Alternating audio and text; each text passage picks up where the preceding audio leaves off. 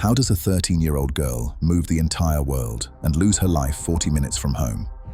How did the child both superpowers profess to adore, the girl the Soviet Union honored with an asteroid, the girl who strode into Moscow at the Cold War's peak and returned having altered the world, find herself on a small commuter plane, rain streaking the windows, descending toward a hidden hillside the pilots did not know existed?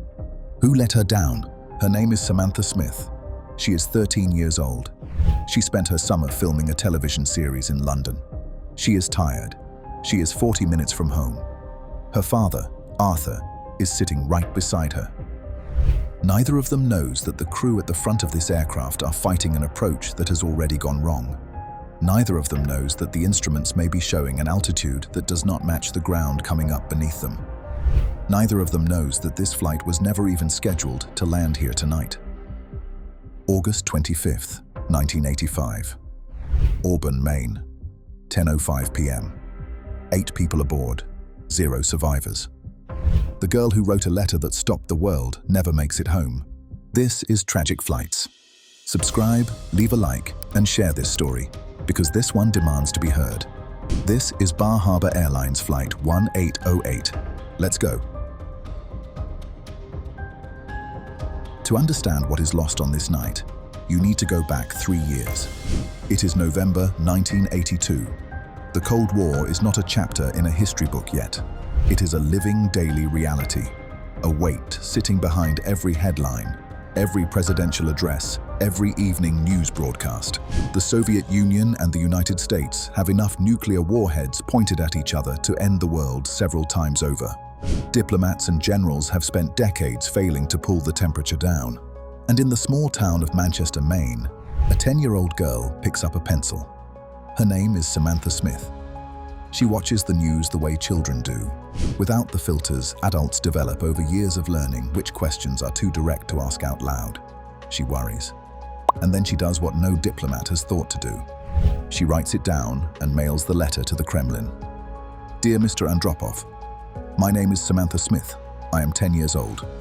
I have been worrying about Russia and the United States getting into a nuclear war. Are you going to vote to have a war or not? She is in the 5th grade.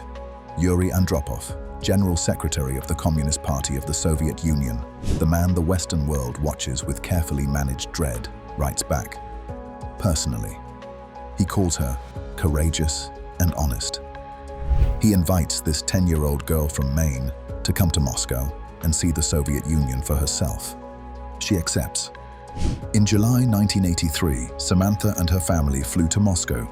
She visits the city, travels to Leningrad, and spends days at Artek, the main Soviet pioneer camp on the Black Sea, where thousands of children who have never met an American surround her, teach her their songs, and learn hers in return.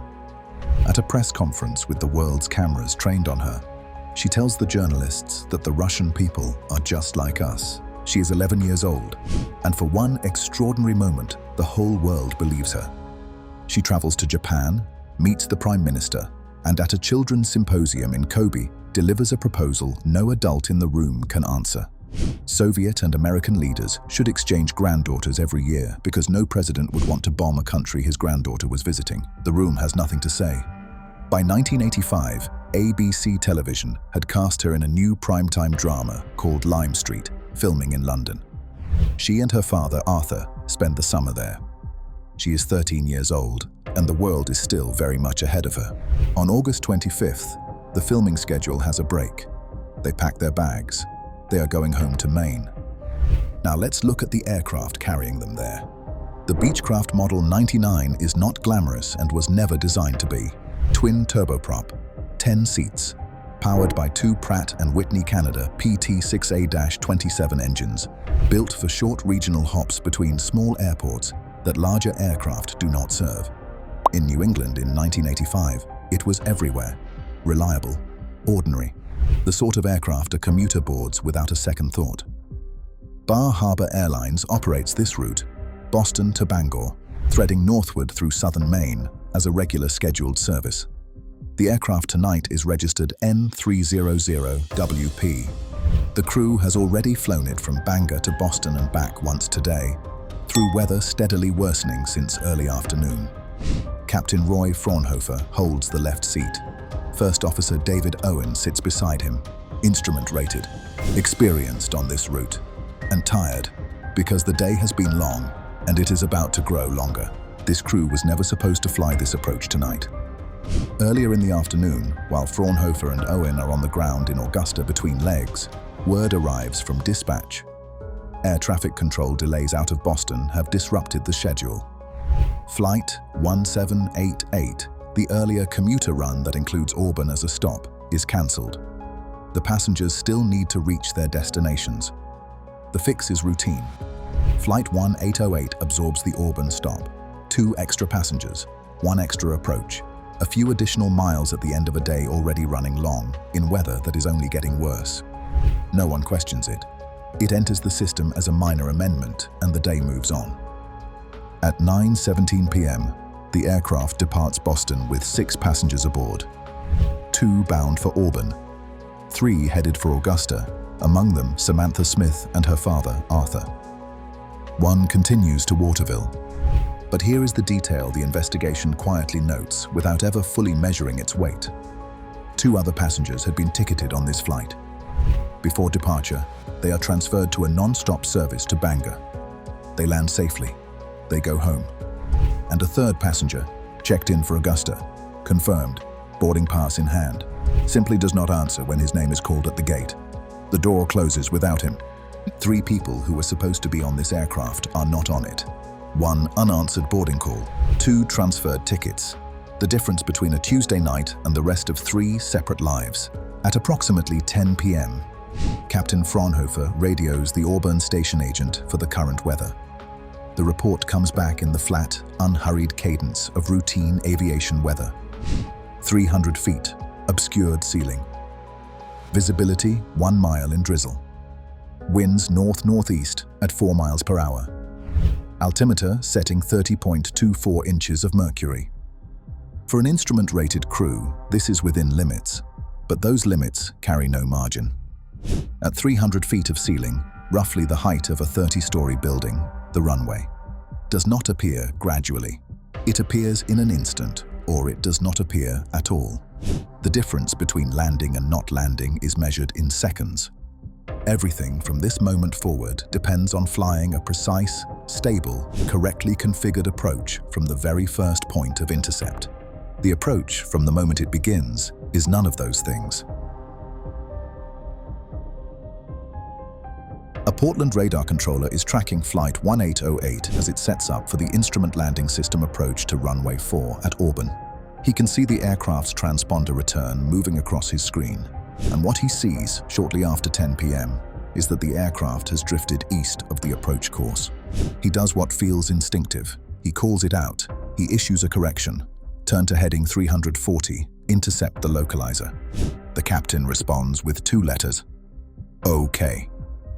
What neither man addresses in that exchange is the geometry of what has just been asked. A 60-degree heading change, less than 1 nautical mile from the outer marker.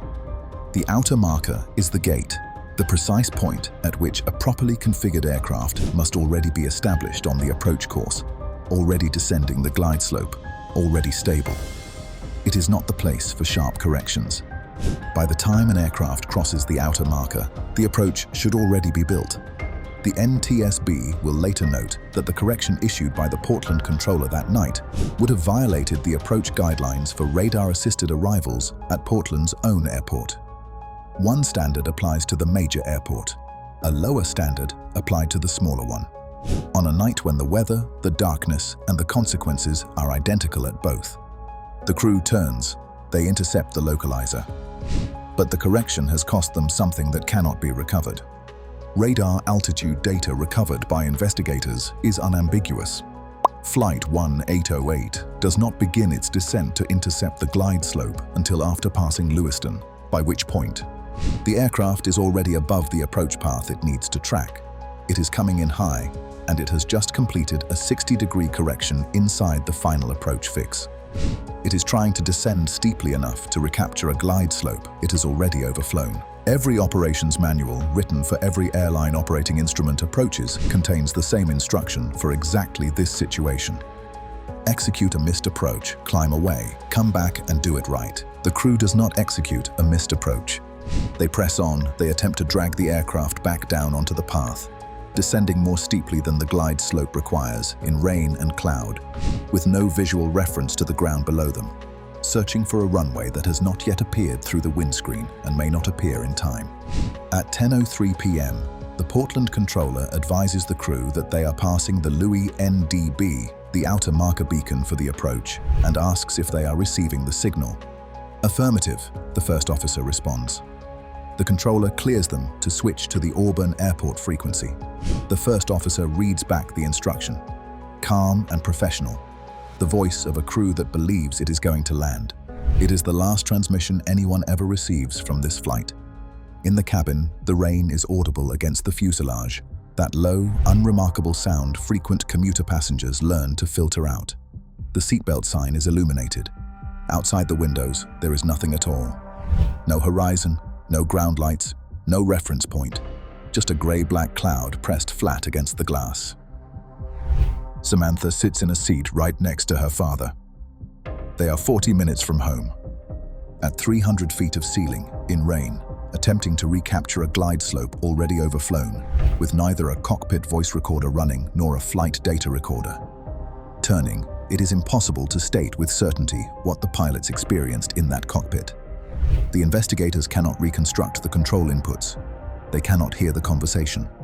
They have the radar track and the physics of the impact, and nothing more. They are 40 minutes from home. The trees southwest of Auburn are dense old fir, black against a black August sky. There are no approach lights visible in this direction. No reference that could reach through rain and cloud and announce itself to a crew descending through 300 feet of nothing. Investigators said the cockpit altimeter settings may have been wrong. Not by huge amounts, but enough to matter. The ground station gave 30.24 inches of mercury. If the pilots didn't set that number correctly on both altimeters, the instruments would have shown the plane higher than it really was. The dials would have told them, "You are safe, you have room, keep descending." At 10:05 p.m., Flight 1808 strikes the trees. The aircraft enters the tree line 4,007 feet from the end of runway 4. It strikes the ground 440 feet to the right of the extended runway centerline. The post-crash fire ignites immediately and burns with an intensity that destroys evidence the investigation desperately needs. The wreckage scatters through the dark Maine woodland in the rain. When investigators examine the engines, both are found to have been producing substantial power at impact. The airframe shows no pre-existing structural failure. The flight controls are intact. Toxicology examinations of both crew members find no evidence of impairment, no medical event, and nothing physiological that explains the decisions made in that cockpit. The aircraft was not broken, and the crew was not incapacitated. Every system that should have been working was working. All 8 people aboard are dead. Portland controllers received the crash report in less than 10 minutes after the last radio contact. By morning, every major newspaper in the country carries the same name at the top of its front page. Not the airline, not the airport, not the regulation that failed, but Samantha Smith. And across the ocean, in a country that had welcomed her with a warmth that cut through decades of official hostility, the grief is immediate, public, and entirely without political calculation. The Soviet government names a diamond after her. They name an asteroid. They issue a postage stamp bearing her face. A child who spent her short life insisting that 2 superpowers were not enemies is mourned by both of them on the same morning. The NTSB investigation was long and difficult from the very first day. It took 3 months to produce a transcript of a flight that lasted 35 minutes. They can determine where the aircraft was. They can measure where it ended up. But without the recorders, investigators work from radar data, physical evidence, and their educated guess. But they cannot hear the cockpit conversation from the final 2 minutes, or reconstruct the control inputs that would definitively show who was flying, what the pilots saw on their instruments, or why the approach continued despite procedures requiring it to be aborted. The probable cause: the crew missed approach. They allowed the aircraft to descend below the glide slope while attempting to recover a situation that was never properly established. At night, in low visibility, with a possible altimeter discrepancy, they may never have known their true position above the terrain. The NTSB found the Portland controller erred by ordering a large, abrupt turn less than a mile from the outer marker, an action that would be prohibited under that controller's rules at smaller airports. It recommends system-wide fixes, update procedures at remote airports without ground radar to match major airport standards, require standardized crew resource management so pilots cross-check, call out unstable approaches, and fly missed approaches when needed, and mandate flight recorders on all commercial planes with 6 or more passengers. The Beechcraft 99, carrying 9 people, lacked a recorder, delaying the investigation about 3 months and leaving probable cause inferred rather than supported by cockpit data. This Auburn stop, this approach in the rain, was a normal routine that killed 8 people, and no tape exists. The argument that small commuter aircraft do not need recorders ends on that Maine hillside. Jane Smith, Samantha's mother, filed a $50 million wrongful death lawsuit against Bar Harbor Airlines in 1986. The case settled out of court 3 years later for an undisclosed sum. Bar Harbor Airlines continued flying until 1991, when it ceased operations permanently. What we know is this: 3 years before this night, a girl from Maine decided that fear was not a reason to stay quiet, that the most powerful people in the world were still people, approachable, answerable, human, that a question asked honestly, without malice, deserved an honest answer. She asked. She got one. She understood one thing. The world did not have to be as frightening as the adults kept insisting, and peace was not a policy, but a choice. Peace was not a policy position or a diplomatic achievement. It was a choice. A simple, daily human choice that anyone could make, including a 10-year-old girl at a kitchen table in Maine with a piece of paper and a stamp. Samantha Smith was 13 years old when she lost her life. She never made it back home, but her life was lived with purpose. Because of this tragic flight, every flight data recorder in today's small regional aircraft exists, because this investigation revealed gaps. Approach procedures were reviewed, and controller standards tightened. Tonight, every commuter who lands safely owes, unknowingly, part of that safety legacy to the 8 people who did not come home on that August night in 1985.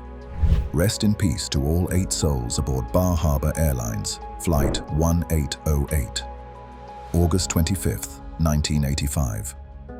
And rest in peace, Samantha. The world heard you.